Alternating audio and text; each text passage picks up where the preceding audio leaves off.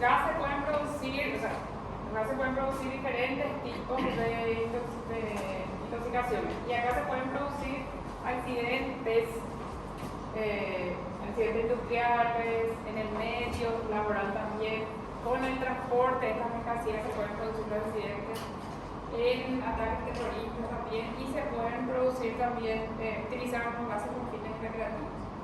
Hay varios tipos de gases que pueden producir intoxicaciones. Uno de los que vimos es el monóxido de carbono, que es un gas asfixiante. Después hay otros tipos de gases también, y ahora vamos a ver los gases irritantes del tracto respiratorio. Hay otros que tienen efecto inhibidor de la acetilcolinesterasa, que producen un síndrome colinérgico. Otros que tienen acción vesicante, que producen vesículas en la piel. Gases que tienen efecto alucinatorio delirante y que producen depresión del sistema nervioso central. Ahora vamos a ver lo que tienen acción irritante sobre el tracto respiratorio. Y son tres principalmente acá, aparte de otros más que están, pero ahora vamos a ver el cloro, los derivados del cloro, los gases sulfídricos y vapores nitrosos. Todos tienen una acción irritante aguda, quiere decir que enseguida después de la exposición ya se van a ver síntomas. Puede pasar algunas horas también, pero enseguida después se ve una respuesta aguda del tracto respiratorio, es lo que se va a ver. Los gases irritantes tienen una acción irritante sobre el tracto respiratorio, sobre las mucosas del tracto respiratorio, y los no irritantes son los que pueden producir un efecto hipóxico, como era el monóxido de carbono, por ejemplo, no tiene acción irritante y produce su acción directamente por la hipoxia. Acá sí se ven síntomas irritantes en el paciente y se pueden ver síntomas irritantes sobre el tracto respiratorio, pero también sobre otras mucosas. O sea, si es que encuentra contacto con la mucosa ocular y producir lagrimeo o rinorrea, por ejemplo, también. Entonces, tiene efectos sobre el tracto respiratorio y también por alguna otra mucosa con la que estoy en contacto. El tratamiento de la intoxicación es común en líneas generales. Se le tiene que retirar a la víctima con la ropa, el equipo adecuado también, para que no se intoxique que le va a retirar. Se tiene que sacarle toda la ropa al paciente y lavarle, higienizarle a ese paciente para disminuir las manifestaciones que pueden tener. Todos ellos pueden producir, de los tres, de los que vamos a ver ahora, los irritantes derivados del cloro, del sulfídrico y de los vapores nitrosos, pueden producir alteraciones del nivel de conciencia dependiendo de la concentración a la que se expone el paciente. Puede producir la insuficiencia respiratoria, por diferentes mecanismos, por broncoespasmo, por edema pulmonar, por una pérdida de conciencia también, pueden producir la inestabilidad hemodinámica y también pueden producir coma en esos pacientes. La gravedad que tiene el cuadro depende de varias cosas, depende del contexto del paciente también, del medio donde se produce la intoxicación, si el paciente es cerrado, si está abierto, también va a tener influencia. Acá también se recomienda la oxigenación correcta del paciente con oxígeno a altos flujos. También tiene que ser con un dispositivo que aporte una mayor cantidad de CO2, de flujo respiratorio de oxígeno al paciente. Decía que podía producir una estabilidad hemodinámica, entonces hay que restablecer eso. Si está hipotenso, corregir eso. Puede producir arritmia, entonces hay que monitorizarlo al paciente. Esto es conducta general para todos ellos. Broncodilatadores están indicados acá como es irritante, pueden producir broncoespasmo, entonces se pueden usar los broncodilatadores, ya sea los anticolinérgicos como los beta-2 adrenérgicos. Corticoides también se pueden usar para disminuir la respuesta inflamatoria. Se recomienda el reposo del paciente, el reposo en cama, porque el paciente puede tener, ahí vamos a ver que hay el tamaño de las partículas de los gases son diferentes. Partículas que tienen partículas mayores producen una acción más rápida en vías aéreas superiores y los otros producen una afectación de vías aéreas inferiores. Los que afectan a vías aéreas superiores tienen una acción más rápida, se ve más rápida la clínica del paciente. En cambio, los que afectan a vías aéreas inferiores para producir, por ejemplo, un edema pulmonar demora más, pero el paciente tiene que descansar, porque eso puede, si este no descansa, puede acelerar la aparición de esas manifestaciones. Se puede hacer el lavado broncoalveolar para tratar de eliminar los gases de las vías respiratorias. No está recomendado que se use en todos los pacientes antibióticos porque eso tiene que usar solo si el paciente está con una infección, con el proceso infeccioso. El lavado broncoalveolar que se hacía con un endoscopio, que en ese caso un broncoscopio, para visualizar vías aéreas. Y si es que se puede retirar, limpiar, lavar, no se puede hacer. Acá otra medida que decía es la medida de soporte ventilatorio con presión positiva al final de la expiración. La presión positiva al final de la expiración se busca para que no colapsen los alveolos con esta intoxicación. Lo que ocurre al final de la expiración es que generalmente queda así y puede tener una presión negativa. Lo que se busca es que, por una vez que esto colapsa, sí es difícil otra vez que descolapse, o sea, que se vuelva de esta manera nuevamente. Entonces, lo que se busca es que al final de la respiración permanezca así, haya mayor cantidad de lugares donde se pueda oxigenar. A eso se refiere con presión positiva al final de la respiración. Esto es lo que se va a hacer con el respirador. Entonces son medidas generales que se hacen para todas las intoxicaciones por gases: retirar al paciente, colocar el oxígeno, controlar su ciclo vital, controlar cómo está la hemodinamia, broncodilatadores, corticoides que se tienen que hacer en todo eso.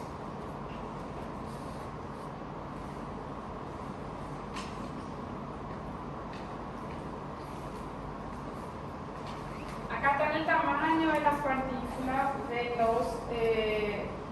de los gases, que tienen el tamaño mayor, afectan a las vías respiratorias superiores, tienen una acción más rápida. Y lo que afectan a las vías respiratorias inferiores tienen el tamaño de las partículas menor, demora más para verse el efecto, pero también se ve un efecto en ese paciente. Lo que afecta a las vías respiratorias superiores que pueden producir disfonía en el paciente, pueden producir ventidor, pueden producir irritación también en la garganta, en la nariz o en los ojos. Y lo que afecta a las vías aéreas terminales generalmente producen edema pulmonar, pero eso demora un poco más para aparecer. Los gases irritantes producen daño porque destruyen la barrera mucosa del tracto respiratorio, entonces ahí aparecen las alteraciones. Las manifestaciones del tracto respiratorio superior se ven más rápido. Los gases con partículas mayores producen el edema de mucosa más rápido en el paciente, y en cambio los que afectan a las vías respiratorias inferiores, que son partículas menores, demoran más para aparecer. El edema pulmonar entonces demora más. No hay que pensar que porque no tiene entonces manifestaciones todavía no va a tener una base de grave. Puede tener, solo que dependiendo del tipo de gas que produzca esa intoxicación puede demorar más para que aparezca la paciente. Primero vamos a ver el cloro. Sobre el cloro, acá fuente de intoxicación, o sea, ¿dónde vamos a encontrar cloro? Si tiene una manifestación característica y si tiene algún tratamiento que sea característico. El tratamiento general dijimos que es sacarle al paciente, ponerle oxígeno, hacer broncodilatadores, administrarle también corticoides. Eso es el tratamiento general. Ahora, ¿dónde vamos a encontrar estos gases y qué conducta específica hay para tener con esos pacientes? El cloro se puede encontrar en productos de limpieza, se puede encontrar también, se transporta generalmente en camiones cisternas. Camiones cisternas esos camiones que llevan, tienen sus, sí, eso, que llevan en la parte de los tanques llevan los gases. Entonces se puede encontrar en eso, puede sufrir, por ejemplo, un accidente durante el transporte y liberarse ese gas, se encuentran productos de limpieza y también en desinfectantes de agua. Ellos producen irritación del tracto respiratorio superior, ahí sí vemos entre tamaño medio, o sea, el tamaño de las partículas en tamaño medio, y produce una afectación del tracto respiratorio superior con tos, enfermedad irritativa, no suele tener mucha secreción, lagrimeo, irritación nasal también, o sea, rinorrea, dolor de garganta, broncoespasmos también se puede ver, y edema pulmonar también se puede ver porque las partículas afectan también a la vía respiratoria inferior. Puede producir un cuadro de insuficiencia respiratoria aguda en el paciente y puede dejar secuelas en el paciente, una hiperreactividad social, y en las pruebas funcionales respiratorias se va a encontrar también alguna alteración, pero eso se puede hablar otros. La intoxicación se sospecha por antecedentes de exposición, el cuadro que es irritativo, se tiene que hacer una radiografía al ingreso y a las 6 horas, porque puede desarrollar edema. Entonces, cuando se le ingresa al paciente, siempre tiene que tener, y a las 6 horas porque puede haber, a 6 horas de la exposición, porque puede haber algún cambio, puede no ser evidente al inicio. Gasometría siempre se tiene que hacer en las intoxicaciones por gases y el monitoreo de la saturación de oxígeno también está recomendado. ¿Cómo se suele ver en la radiografía de estos pacientes? Con un infiltrado que es difuso en el caso de que sea edema pulmonar, un infiltrado bilateral que es difuso, que es blanquecino diferente a este que tiene una estructura homogénea. Ahí decía, en la gasometría para controlar la saturación de O2 se tiene que hacer la gasometría y también control de saturación. El oxígeno que se recomienda en los pacientes así se requiere O2 húmedo. Cuando se pone el oxígeno se tiene que colocar con un poco, generalmente agua o suero, que tiene un baloncito también, y se recomienda eso, porque si el oxígeno no está humidificado, le produce más irritación, ahí decir que le produce dolor de garganta, una tos seca que es irritativa, y eso le irrita más si no se humidifica el oxígeno que se le va a administrar al paciente. Por eso recomienda el oxígeno humidificado.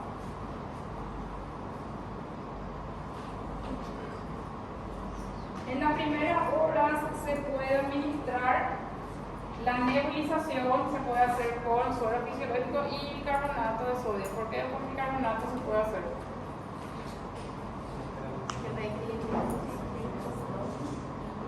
Porque no es un ácido, no para tratar de neutralizar el bicarbonato va a ser alcalina y el cloro es ácido, se va a tratar de neutralizar. Pero en las primeras horas todavía, cuando todavía no está haciendo su efecto.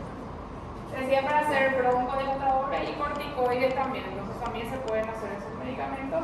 Y la ventilación, que es la ventilación no invasiva.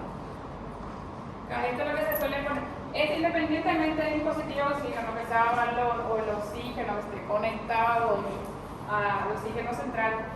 Esta botellita acá, este aparatito tiene acá, esta que se tiene que poner agua o suero para humidificar el oxígeno. Tiene un nivel mínimo y tiene un nivel máximo. Esos niveles tienen que estar para humidificar el oxígeno que se va a administrar al paciente y evitar que se irriten más las vías respiratorias. La ventilación invasiva se hace con un respirador también, pero como dice el nombre, no es invasivo, o sea, no está intubado el paciente. Se le pone una mascarilla, hay diferentes tipos de mascarillas que tienen que cubrir, no tiene que tener pérdida, tiene que perder por ningún lugar, tiene que estar resultado y necesita que el paciente esté respirando, o sea, necesita que el paciente esté ayudando. Entonces se trata de hacer para mejorar un poco su saturación también de la respiración y tratar de evitar el colapso alveolar. Mas e se correr o risco de produzir edema? Não tubo do mesmo jeito? No, si es que tiene su criterio, si es que tiene criterios para intubación se va a hacer, pero se puede probar con una ventilación invasiva, que en eso lo que trata es de hacerse esto que dijimos, esto de la presión positiva, tratar de que quede con una presión positiva y no colapse todo, entonces para que se mantenga abiertos los alveolos y mejore la oxigenación con eso.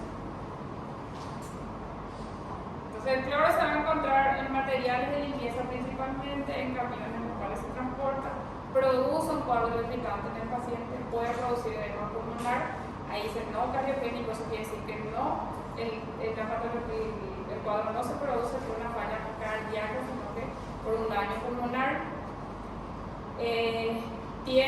Vamos a decir que se puede tratar con el bicarbonato de sodio en las primeras horas para tratar de neutralizar la acción del cloro, oxígeno, corticoides y broncodilatadores como tratamiento general. ¿Una pregunta de esta?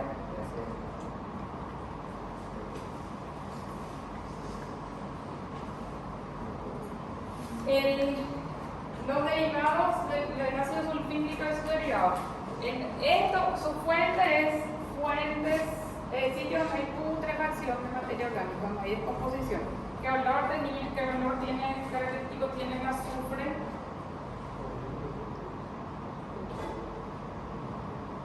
¿Cómo? Ojo, sí. Parece que olor a ojo podría ser siempre ahí donde hay putrefacción de materia orgánica, en lugares donde hay las fosas sépticas, por ejemplo, pozos ciegos serían estas fosas sépticas, cloacas son los esgotos, los alcantarillados, en lugares donde hay descomposición de materia orgánica, donde se fabrica también pampa de papel, puede haber. Sí, también. El refinado de petróleo. Entonces, en todos esos lugares donde hay descomposición, donde hay materia orgánica que está en descomposición, se puede encontrar el ácido sulfídrico.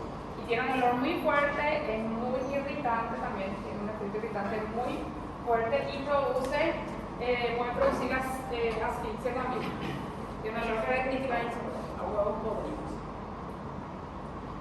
El azufre es tóxico. Dependiendo de la concentración puede producir un bloqueo de la parte nerviosa también. Puede producir, si se inhala en una concentración alta, puede producir la muerte en el momento también. Y puede ser explosivo también. Es impredecible porque no se sabe bien los efectos que puede tener también. Produce, además del efecto irritante, disminución del nivel de conciencia, debilidad en miembros inferiores y produce afectación de la parte de la conjuntiva ocular también. Puede producir una queratoconjuntivitis en el paciente. Si la exposición es a una concentración muy alta, enseguida se puede producir la muerte. Esta es la dosis a la que se expone el paciente y acá si ven, si la concentración es alta, enseguida se puede producir la muerte, puede producir óbito en el paciente. Y también puede producir enseguida, dependiendo de la concentración, edema pulmonar. Entonces, su fuente son lugares donde hay exposición de materia orgánica. ¿Cómo se haría el diagnóstico? La historia clínica con antecedentes de exposición a una fuente de ácido sulfídrico. El cuadro clínico. Hay otra variante de la hemoglobina que es sulfohemoglobina también, así como hay metahemoglobina, oxehemoglobina, carboxehemoglobina, también hay una variante de la sulfohemoglobina que se le une el azufre a la hemoglobina. Se puede encontrar acidosis metabólica y acá la saturación es útil. Cuando hay otra forma de hemoglobina, la saturación en el saturómetro. Cuando hay otra forma de hemoglobina, no diferenciada del saturómetro común.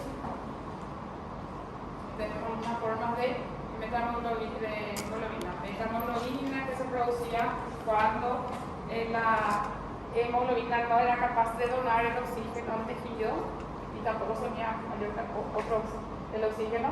La carboxiemoglobina, cuando el monóxido de carbono reemplaza al oxígeno. La hemoglobina glicosídea, que vimos la parte de diabetes. La sulfohemoglobina, cuando se une el azufre a la hemoglobina. ¿Por qué ahí decían que no era útil? Porque la saturación, ahí se refiere a saturación en saturómetro, no diferencia los diferentes tipos de hemoglobina, pero es todo igual. Acá se tiene que administrar el oxígeno a flujo elevado, lavar con suero salino las mucosas porque es muy irritante, entonces limpiar todo el paciente. Broncodilatadores otra vez, Protección de vías aéreas, eso se refiere a que si es que el paciente necesita intubación, se tiene que intubar al paciente con hacer la ventilación mecánica y esta es la presión positiva al final de la respiración para evitar el colapso alveolar. El nitrito de amino puede ser acaso antídoto que va a convertir otra vez la sulfohemoglobina en oximoglobina. Se puede usar el nitrito de amino. Para la intoxicación por cloro es bicarbonato de sodio, para la intoxicación por ácido sulfúrico es nitrito de amino.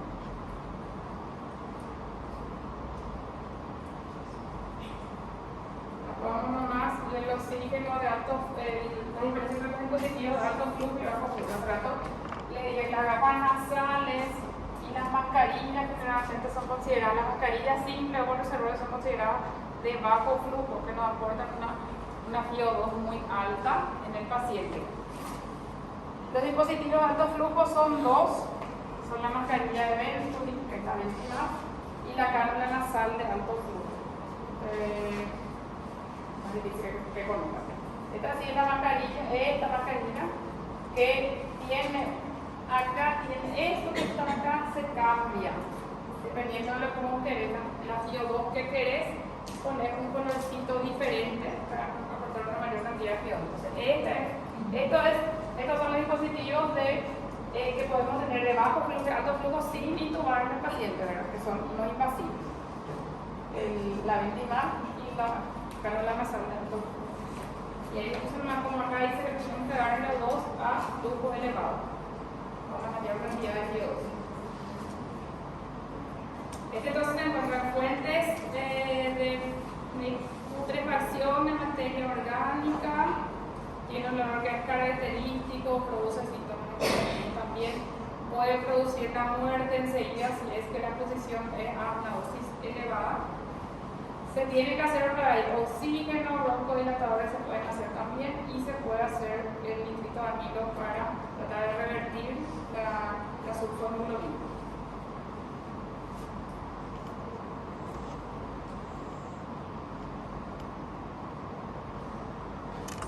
¿Alguna pregunta de eso? Y por último, están los gases nitrosos, los derivados nitrosos, los derivados de los gases nitrosos, dióxido de nitrógeno o tetraóxido de nitrógeno. Estos se encuentran principalmente en fábricas donde se fabrican papeles, fábricas de celulosa, fertilizantes y en los silos. Silo es silo luego, ¿no? Depósitos. Se depositan semillas. Es menos tóxico, pero hay que tener en cuenta que puede producir también la muerte súbita en los pacientes si es que si la intoxicación es a dosis alta. Y acá lo que tiene de particular es que generalmente el paciente va tolerando, o sea, si se expone varias veces a eso, va tolerando mejor y no tiene tantos efectos adversos. Entonces suele aparecer ese efecto con los vapores nitrosos. El tratamiento asintomático no tiene ningún antídoto, se tiene que hacer que era asintomático oxígeno, broncodilatadores,